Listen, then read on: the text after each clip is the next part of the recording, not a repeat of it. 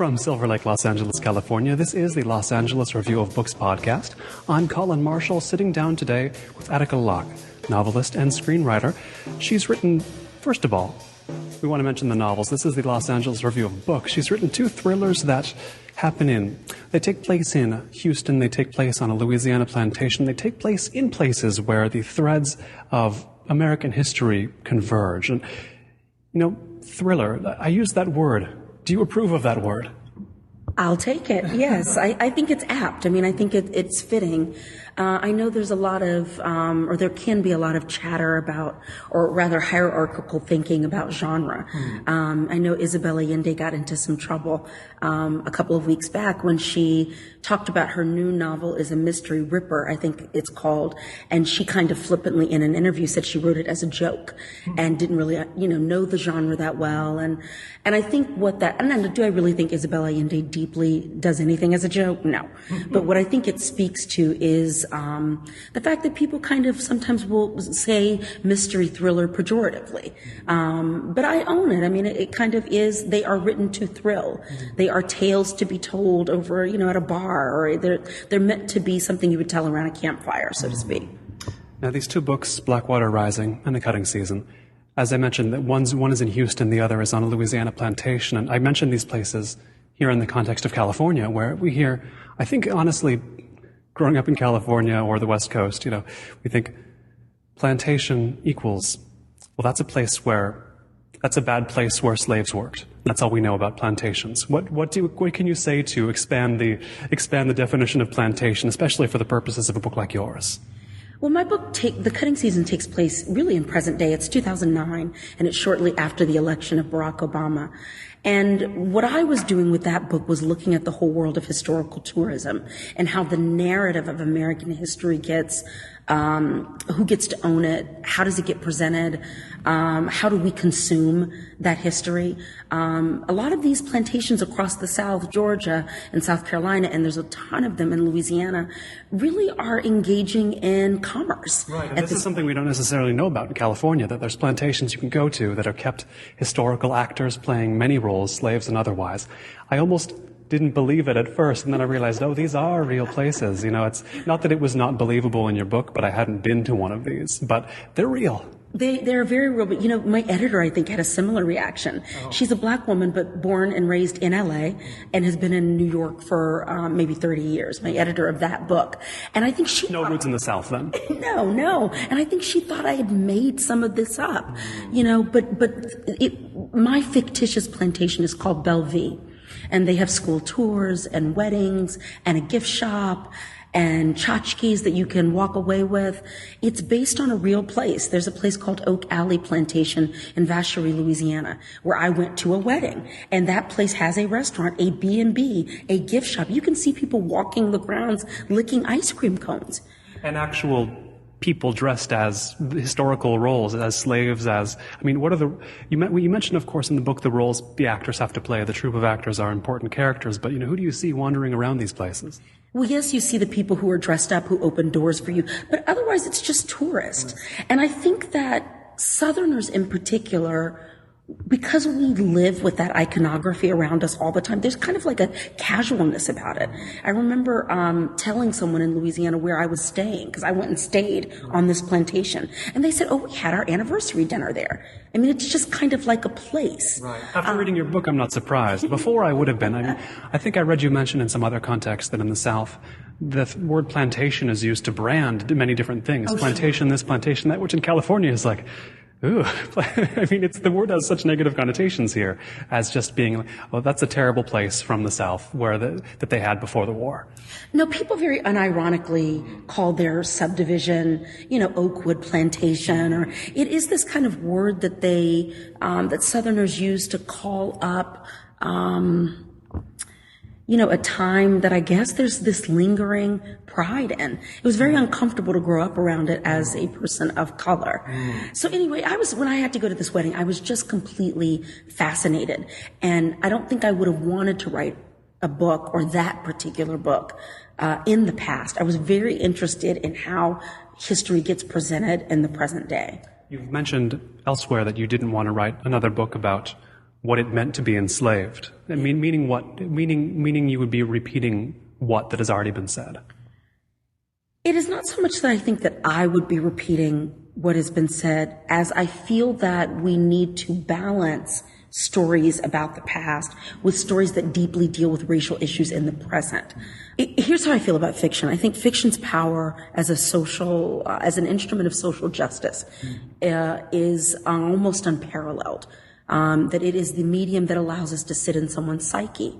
And the more that we have stories that normalize present-day Black American life or let people into it, I will go so far as to say that it's by doing things like that. The Jordan Davis trial is weighing heavily on me and has been for a while, because I actually think that Michael Dunn really believed that he was in trouble. And that is terrifying for me and saddening and sickening that you saw 4 children and believed your life was being threatened. But what I think the role that fiction and art in general can play is by letting us into people's lives so that we actually see the people in front of us, not our ideas of who they are. And the more we hang out in stories about our past, we're sometimes missing opportunities to deal with the muck and mess of where we are. Now, what are some of the books that taught you that fiction could do that? Do you recall read certain books, certain writers that made you think, oh, that is possible, what you've said, with fiction? I have to say, it happened at a distance, meaning it was reading Jane Smiley's book, 13 Ways of Looking at the Novel, and the way in which she almost thinks of fiction as the writing of it and the reading of it as a political act made me realize that I'd been doing that all along as a reader, that it really was fundamentally shifting my view. If I read a book of poetry by a woman in Palestine, that has shifted my point of view. It's opened my heart just a little bit. It's opened my mind. If I read something about somebody in Newfoundland or Australia, all of this stuff, by letting us sit in people's psyche, every time you do it, you just get a little bit wiser. And so when I heard her put it that way, it's forever shifted for me what it means when I sit down to read a book or what it means when I sit down to write. It's become an almost call to arms, so to speak. I feel very strongly about fiction's power. You mentioned Jane Smiley, and some of her books go to these very exotic places, as you mentioned, times and places, and you think of her as an ideal example of a novelist who puts your mind in places you don't think you'd be able to put it yourself, if you know what I mean. But it's the same thing, really, to go to, I guess it's been a few years since I've read it, but it's Blackwater Rising 20, 30 years ago, Houston. Yeah, it's 81. It's 81, so, but in its own way, quite a distant time, isn't it? Yes, literally, but I think figuratively, I think some of what the themes were tackling, which is on the other side of one of the great shifts in American consciousness, American socio-political life, which is the civil rights movement. On the other side of that, what is this new landscape that we're in? And so the book literally took place in 81, and I was dealing with the immediacy of the movement having ended, and Jay Porter being this character trying to navigate a new country, so to speak. But beyond the literalness of it, I think I was also working out some of my own feelings about being born on the other side of the civil rights movement. Being born into a tremendous time of transition and trying to understand where we are now. It was still, to me, even though it was, it's a period piece, so to speak, it's still contemporary to me. People talk about the civil rights movement at its very visible peak. People talk about it now. What has it led to now? But that's a time period that, outside of that book, I hadn't heard discussed much before, is this sort of middle period where it seems like people didn't really know where civil rights was at that point. Does that make sense? It very much makes sense. The way that I will paraphrase John Kennedy. He said, and he was talking about war, but he said that we would never really have genuine progress or genuine peace until the conscientious objector got a parade along with the soldier. And what I think happened with the movement is that it stopped short without any kind of large cultural swell of gratitude, mourning, processing. It just kind of ended. Even my father said, you don't retire. My dad used to say, I didn't retire from the movement and get a gold watch. It just, all of a sudden, there was a cultural shift. And I think what happened for people is, people like my parents who are profoundly resourceful and, frankly, of sound mind and great mental health, I think, did a quick shift. They just completely had children who needed to go to school. They needed to get real jobs. They just quickly made a shift and put on a suit and got a Volvo and went to graduate school and became lawyers and business people. Consciously, or had it happened before they realized?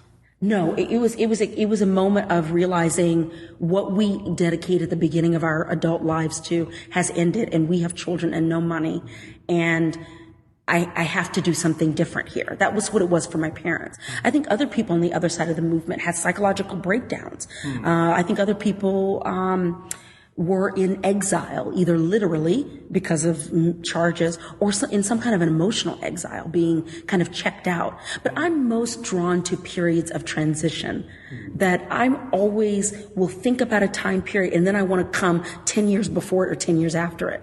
I almost am never most interested in the height of a war or the height of the 20s or the height. I'm always kind of, what happened when you were coming in to the early 1920s and people were just starting to come into modernism. What was that like? So I'm always wanting to come at something a little bit from the side. The obvious question then is the time of the cutting season, 5 years ago. What were we 10 years before then? What are we 5 years before now? What's coming in 5 years? Well, I think the cutting season for me was very much I mean, I hate to use this cheap language of post-Obama because I don't even know what that means. But I was very much trying to hold the optimism of what this country is capable of against the atrocity of where it has been. I was trying to put those things together and sit in that juxtaposition. But to me, I think Obama's present, because I've said for me personally, and I do consistently write about race, and I think there are three big events in the American psyche around racial justice. One is emancipation, two is the civil rights movement, and the third one is Obama. And I don't mean that that his election is a panacea, or is the beginning of a post-racial society, which I don't know what that is or why anybody would want it, and I don't believe in it. It's hard to envision, yeah. It's hard to envision. Plus, I don't understand why that's attractive to people. Why can't we all just be our races and hang out together? I don't know why we have to be post ourselves. Right. But I do think that his election fundamentally interrupted a narrative about this country. And so we're all trying to figure out, what does it mean to have a black man in office? I think we have discovered it does not mean that automatically Trayvon Martin is safe on a street corner. It doesn't mean that because he's black and we put so much into him as being this great liberal and that he's not involved in some crazy stuff and NSA spying and drone strikes. But it's so jarring to suddenly have this optic shift in who sits in the White House, that I think we're all kind of questioning what this all means for America.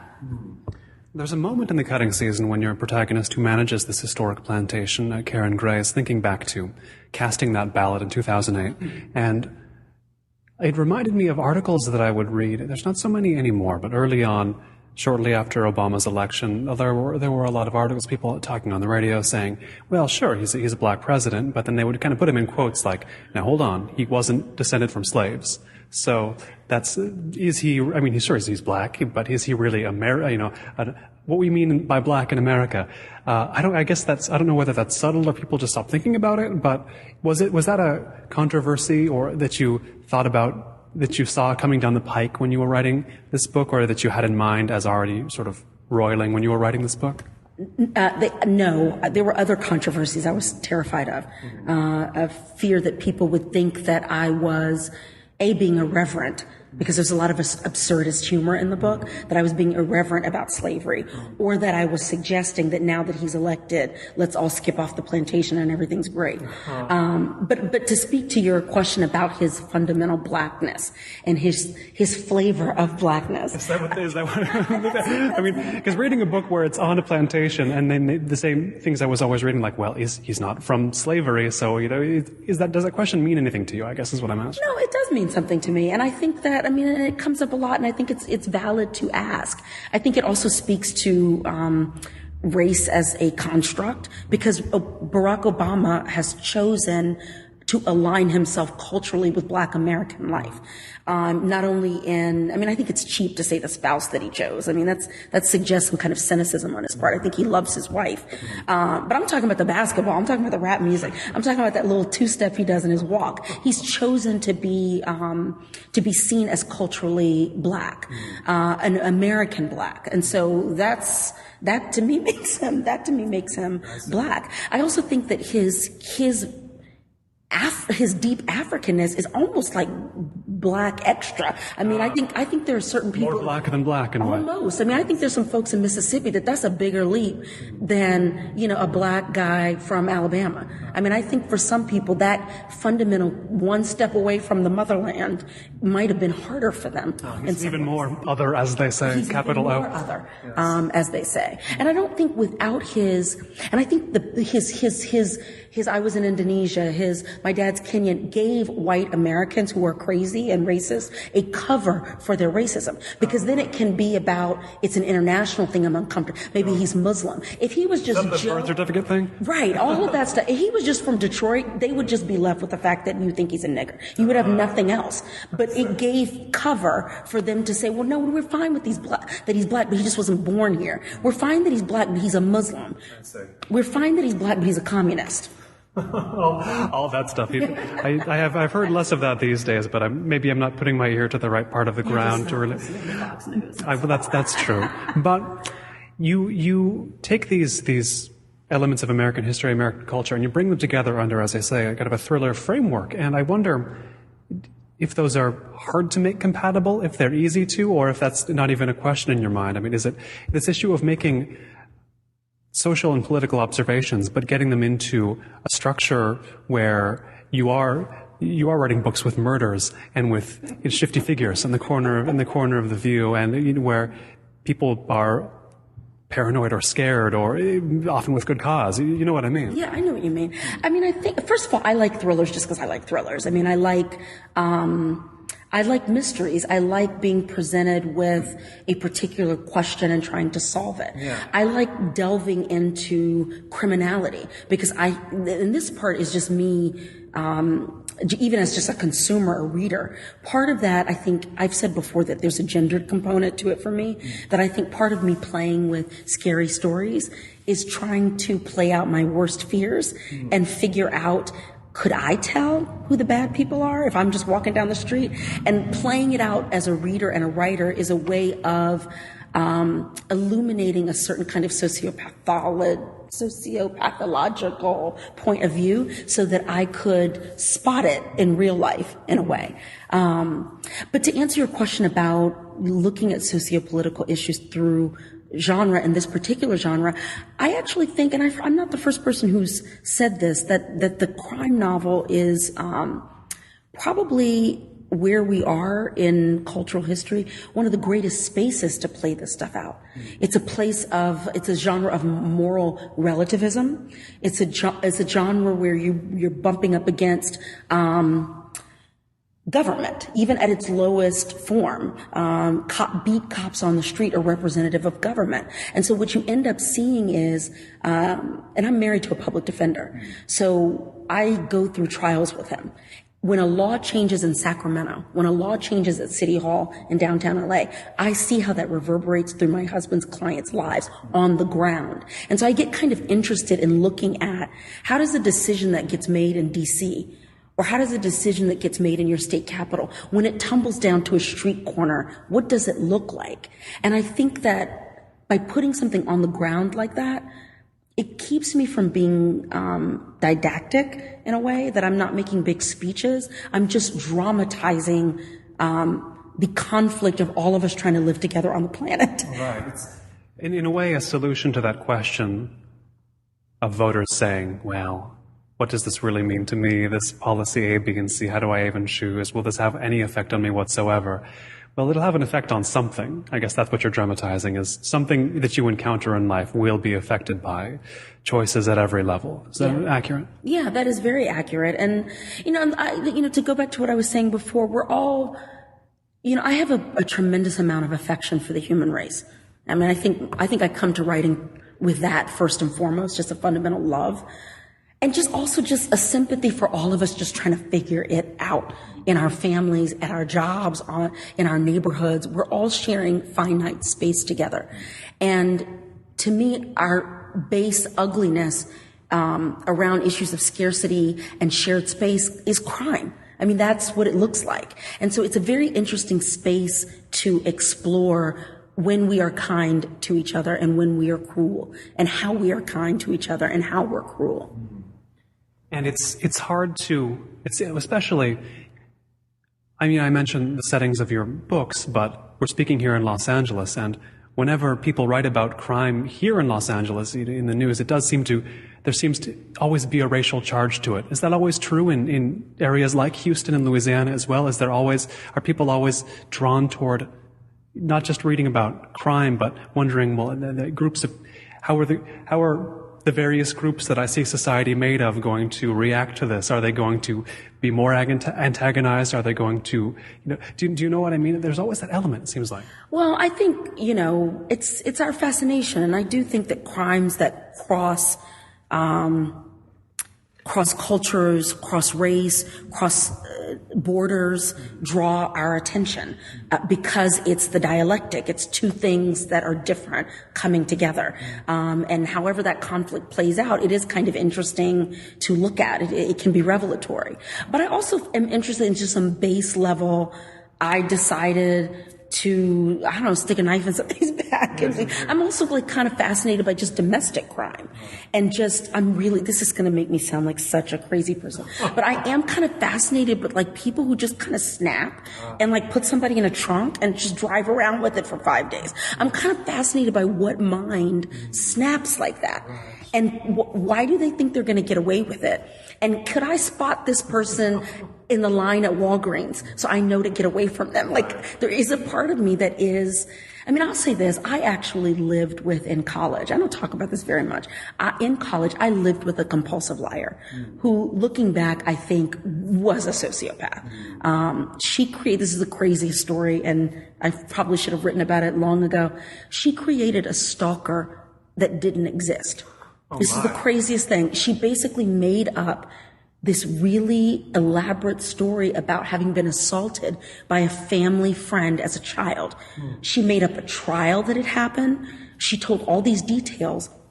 And then she had him suddenly show up in Chicago, Illinois, where we were in school, and would tell us about all of these sightings of him. And she would send letters to herself that were from him.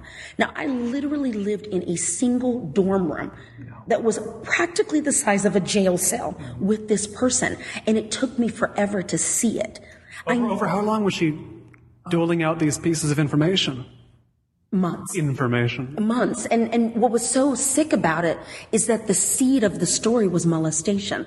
What are you going to do with that?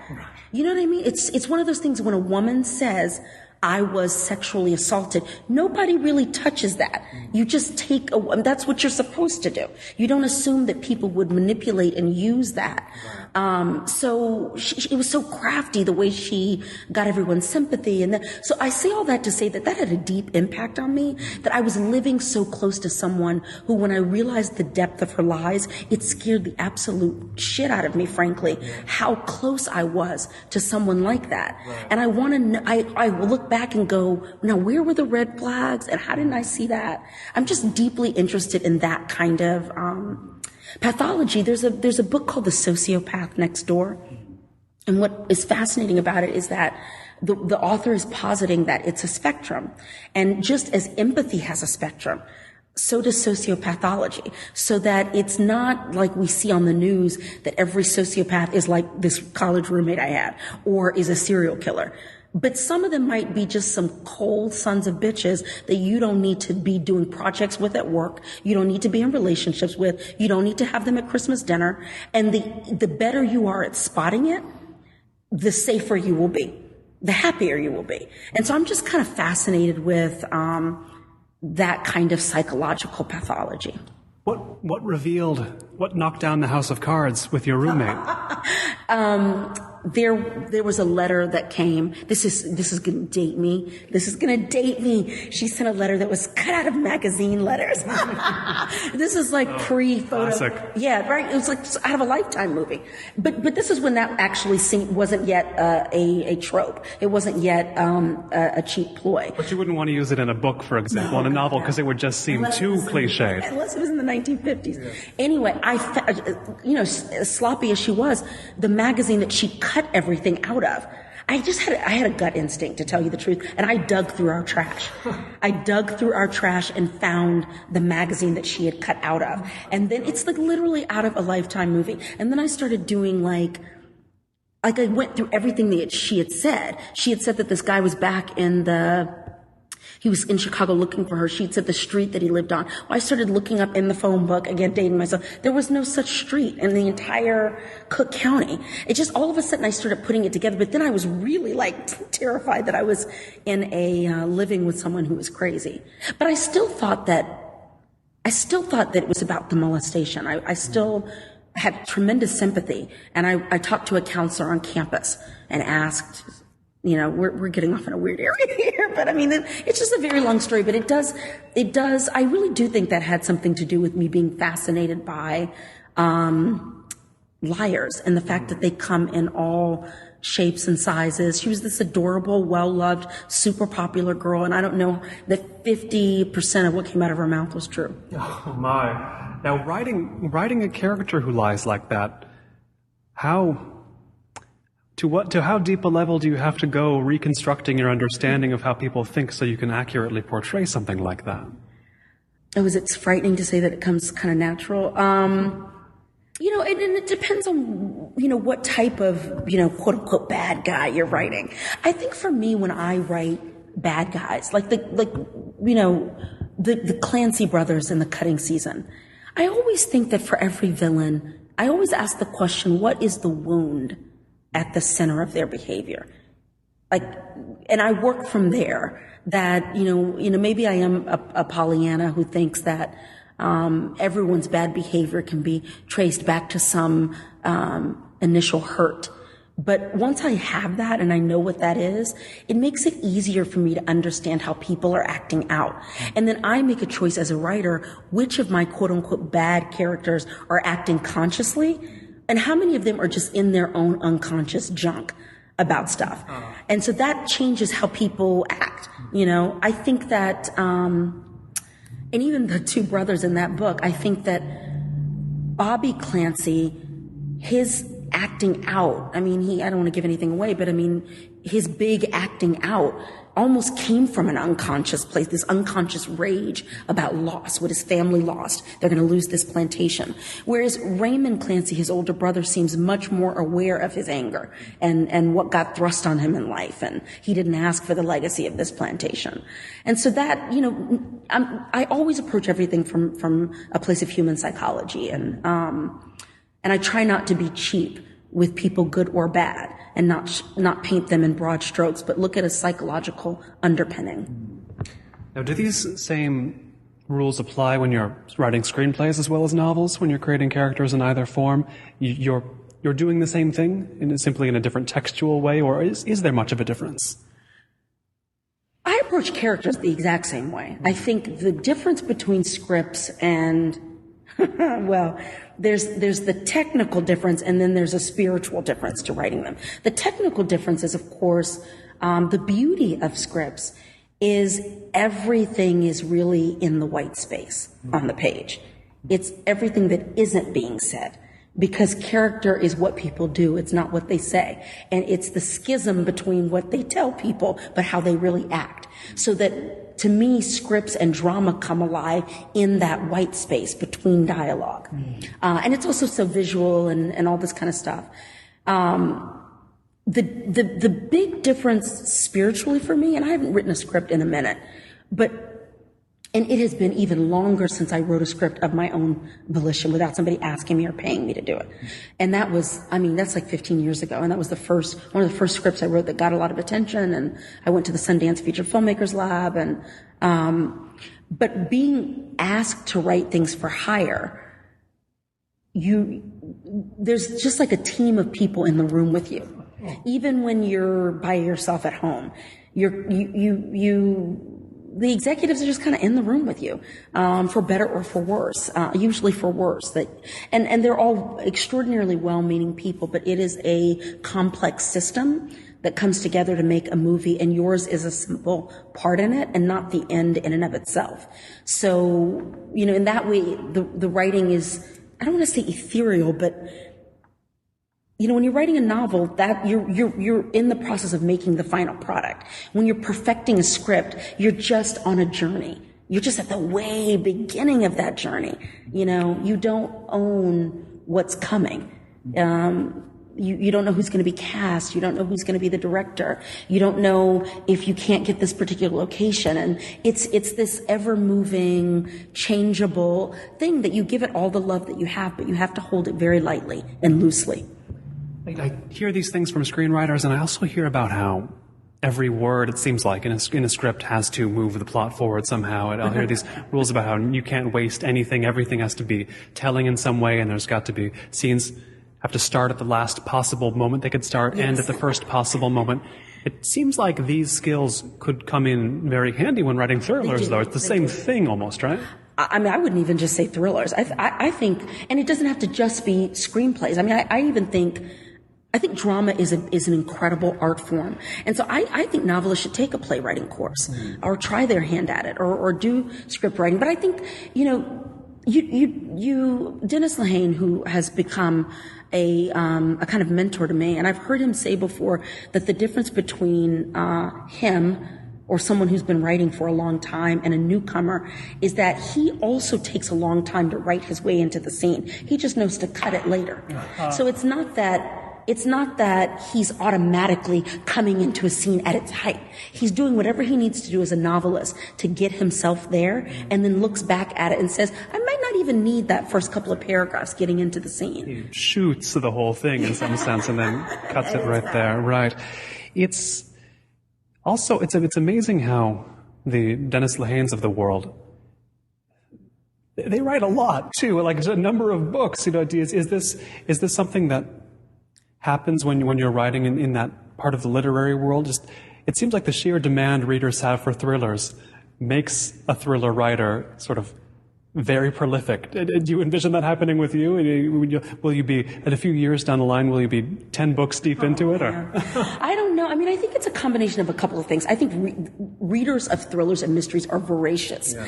And I think publishers put a lot of pressure on the writers to hurry it up. Mm-hmm. I also think that the more successful writers get, the more other conflicts in their life fall away, and there's more concentrated focus on the work. And frankly, to not be crass about it, but as money comes with that, there's an ability to hire caregivers for your child. There's ability, if you choose to get an assistant to handle the influx of email that you get or to run your schedule. Then it makes your laser-like focus into your work. You can only write. I think that can't be discounted. To speak of writing without talking about money, and what having or not having money does to the writing process, I think is not helpful to anyone, and I think it promotes fantasies of what it is to be a writer. But real life can really deeply get in the way of writing.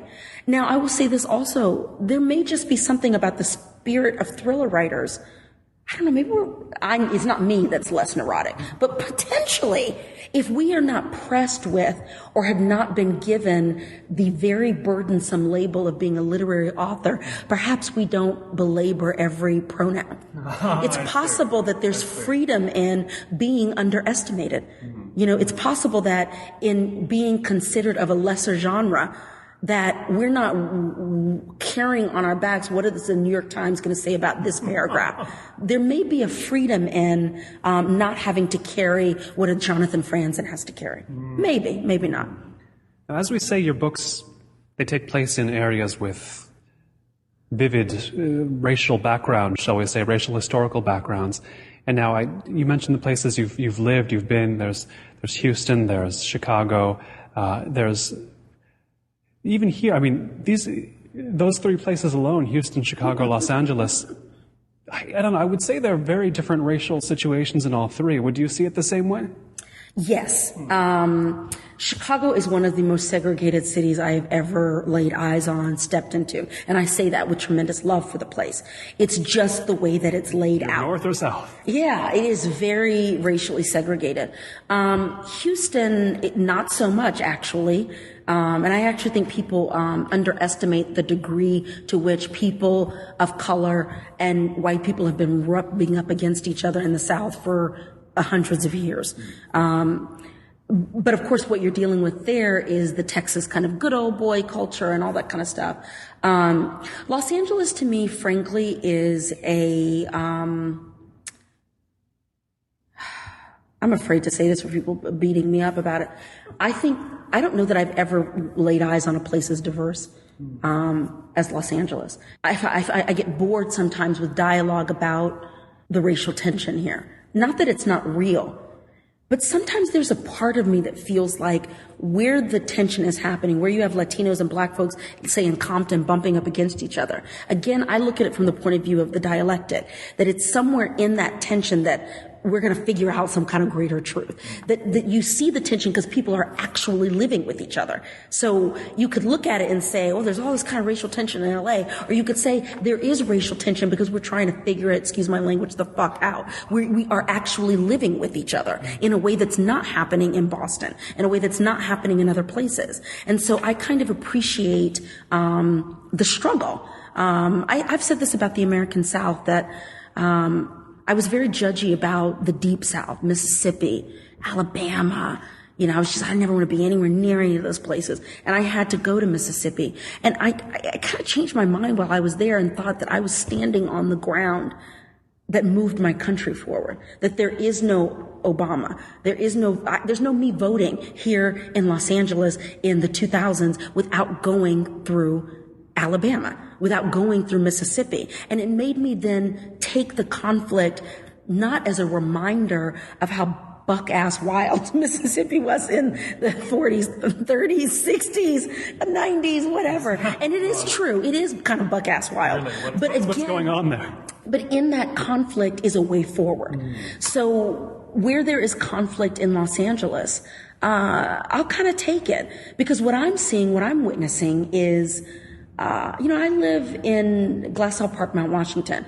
So to me, it's like East Indians, it's Filipinos, it's people from El Salvador. It's a mixed group. I don't live a segregated life in any form. And I just don't see it. And when I go other places, I'm always struck by being around one color at a time. It's odd to me. Yeah, so you don't get, unless you're in certain parts of Los Angeles, one color at a time. And really, the parts that are one color at a time are the least interesting ones in Los Angeles, it seems like. It seems like you would agree with that. Yeah, I would say a Lamert Park is interesting. Although that's not even as all black as it used to be. But I do not find a Bel Air that interesting, which right. Isn't all white. It isn't all white. Not that much to do there, though, ultimately. No. It's not, they didn't build it for me. It's not for me at all. Is Los Angeles the kind of place you could set a book, potentially? Yes, I kind of have an idea, but I'm a little scared. Right. I'm a little scared, and... What's scary about the prospect of a Los Angeles setting? Okay, first of all, I didn't grow up here, and the thing I have in mind is period. And so there is a fear that I'm just going to get it wrong. I'm just going to get it. It happens. It does happen. We remember, we just had the Oscars, a few years ago, we had the movie Crash win, and it was... I hated that movie. And in fact, I just said in Los Angeles Magazine, I detested Crash. It is literally some white West Sider's paranoid fever dream about Los Angeles. There is that. My memory of it is dim. It did seem a little bit like it was... It seems also quite a bit behind the times, even at the point it came out. I was thinking, and then I read the screenwriter/director. He said he got the idea when he got carjacked in what other year but 1991. So it was it's kind of early 1990s vision of Los Angeles on top of what you've just said as well. So, and it just doesn't move any dialogue for it. It's just kind of ridiculous. But so for me, first of all, it's getting it wrong. That's the first fear. But the other thing is there is a delicious distance for me about writing about the South from Los Angeles. And I don't know what it would be like to write about LA in LA. I have no idea because I've never done it before. And I love, I will always write about the American South. And I will always write about Texas. There is a part of my soul that lives in East Texas. What is the relationship between Texas and the Deep South? Is it, I'm not super experienced in that part of the country. Oh, they're kind of like cousins, like second cousins.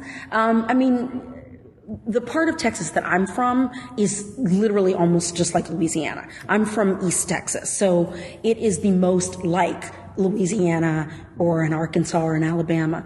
And I couldn't even deeply speak to the West. I mean, I've been there, I've visited the West part of Texas, but Texas is its own thing, and it is wrong to, it is both of the South and its own thing. As the tourist board says, like a whole other country. It kind of is like its own thing. And the ways that it's like the South are, frankly, a lot of its political and social junk is a lot of the way it lines up with the South. But a lot of other things about Texas are very, very different. And it's not a lie, that spirit of independence, that spirit of outlaw, all of that stuff is actually very real. What do you feel there that you don't feel in Los Angeles or, California? There's a sense for me that when I go home, and I go stand on a red dirt road in rural East Texas, that I am touching my own ancestry, that I feel a connection to an agrarian history. I feel a connection to people who labored ahead of me. I think it kind of brings my 21st century neuroses into context. It's a very grounding experience to be reminded deeply where I come from, that I come from landowning, cotton picking, vegetable growing, church going, political thinking, intellectual, graduate school going Black folks in rural East Texas. That's who I am. And so when I go back there, I feel it all over again. But there is another part of my soul that lives here. Very much so. And I don't think I could be the writer that I am without LA. What LA has given me is space. And I mean that literally and figuratively, that it literally is a space to behold. It's just stunning. And a big part of my writing process is to walk the hills of Mount Washington and kind of figure out what's going wrong in my story. You can spend some serious time walking those hills. Yes, I walk those hills and I look out on mountains and I try and figure stuff out in my story.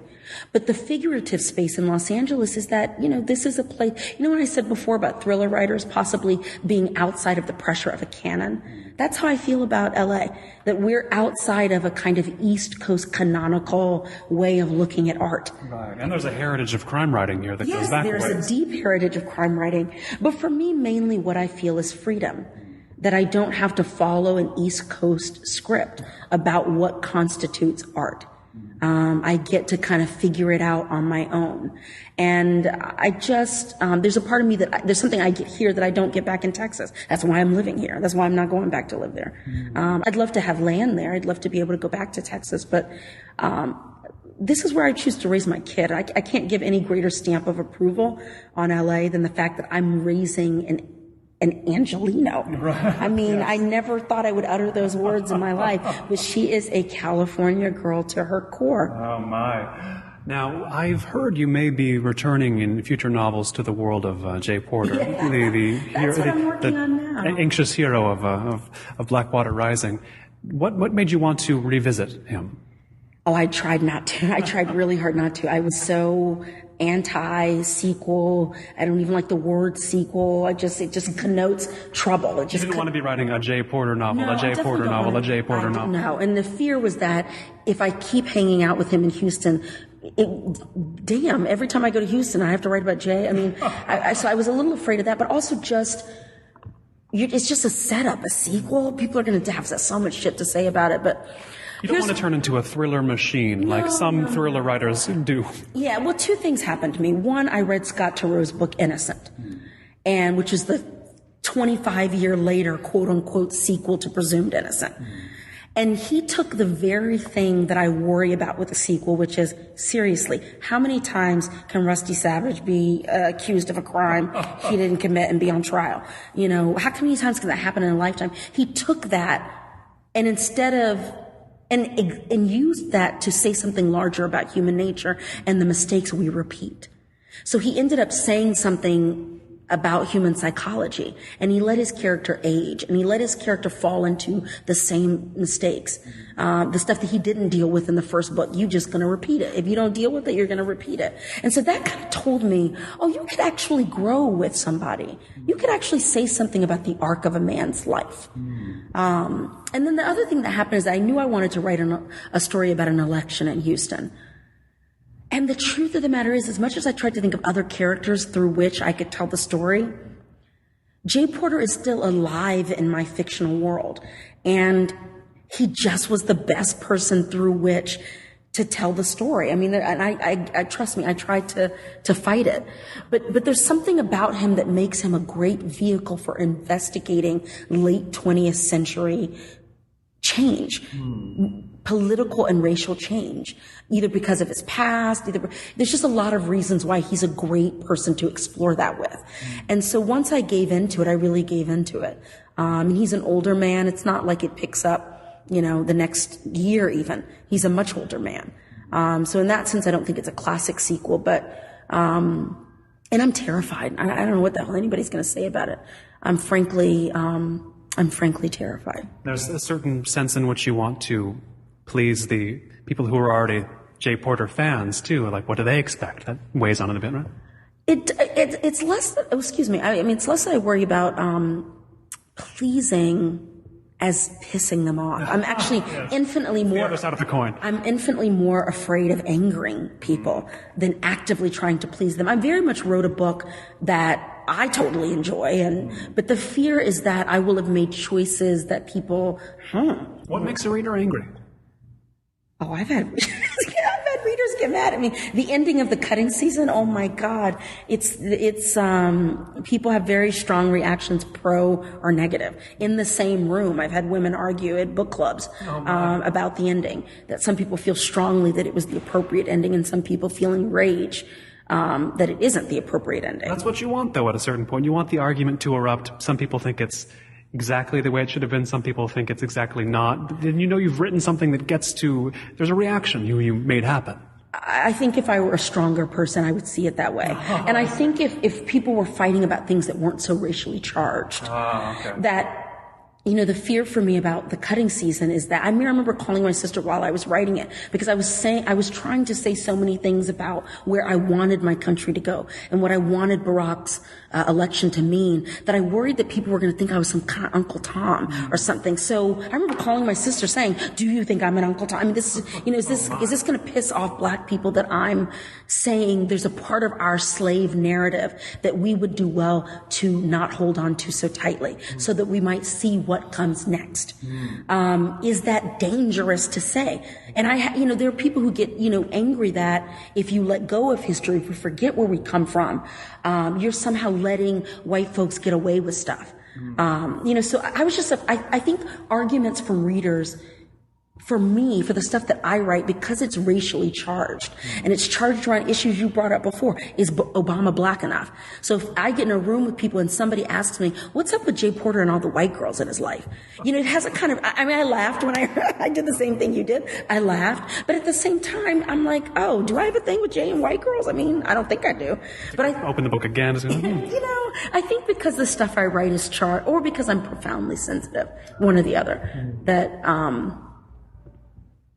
I hope that, that this is all about communication.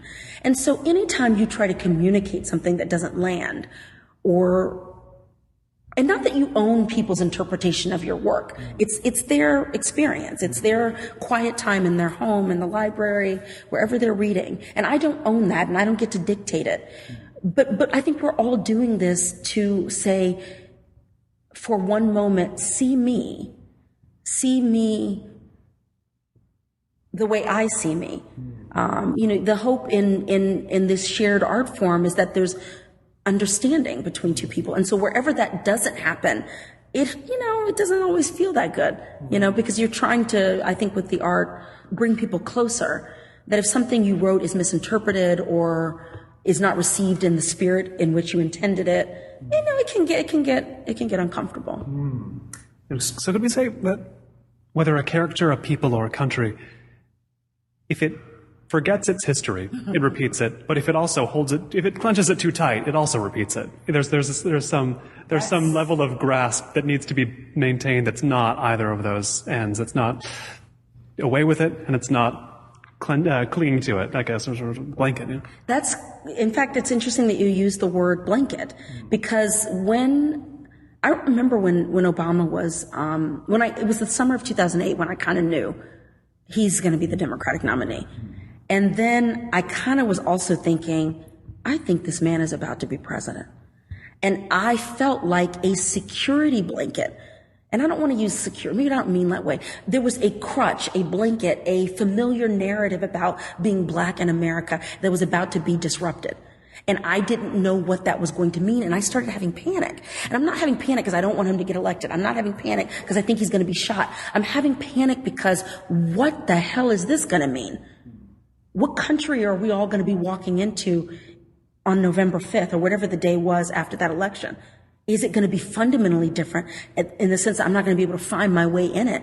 Or worse, is it going to be exactly the same? What is it going to be? It was so scary to be without the familiar script of American racial life. And so the fear for me, and that question you asked about which parts of our history must we hold onto and which parts would we do well to hold more loosely, I don't know. And the writing of The Cutting Season was to explore that question. I do know that specifically in terms of media representation, I have to say, thinking of the Oscars and 12 Years a Slave winning, we just have to have both. I don't mean to take that story away. That is incredibly meaningful. And when I heard that story is going to start making, the film is going to go on a school tour, that is incredible. That's fantastic. But that cannot be it. My God, Black people have done more things in this country besides be butlers and slaves. Jesus Christ. It just can't be it. And if we keep hanging out in stories about our past and don't leave space to hang out in stories that address our complicated present, we don't get better. We don't get more understanding. I joked with a friend of mine. I said, it's August Osage County every Christmas at my house. How come there aren't stories like that for Latino families and Korean families? Or we can't just hang out in the narrative of Black struggle and like a phoenix rising. And that is an important narrative, but it's so deeply entrenched in the American psyche that I worry that there isn't space for anything else. I want to say it was The Atlantic that wrote that beautiful piece about why Fruitvale Station was difficult and I know we're on to movies now, but why Fruitvale Station was difficult for Academy voters to contemplate, because it was about a black man's life, holding the contradiction of a Black man who is both a felon and a good guy. But that's where we are. You're going to find some Black men who are felons and are wonderful people. But the more we normalize that, see that, do all of that, I go back to, God help us. Maybe Michael Dunn was just crazy as all get out and racist and all that.